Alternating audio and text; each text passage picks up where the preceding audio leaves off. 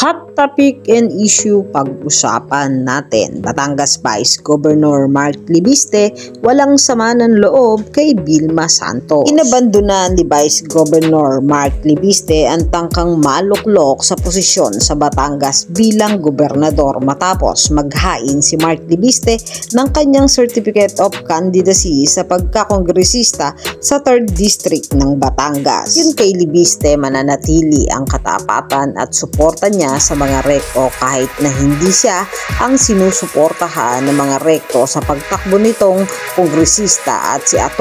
King Calantes ang sinusuportahan. Kadpa ni Libiste na hindi niya tinitingnan kung susuporta sa kanya at hindi self-serving ang gesture of honor, hindi lang kay Vilma Santos kung hindi sa pamilya rekto. Napahalagahan din ni Libiste ang relationship at friendship at katapatan niya kay Vilma Santos dahil almost isang dekada din niya itong naging boss. Samantalang umaasa naman si Libiste na susuportahan siya ni Chris Aquino sa kanyang pagtakbo bilang kongresista at kung hindi ay malaking question daw ito.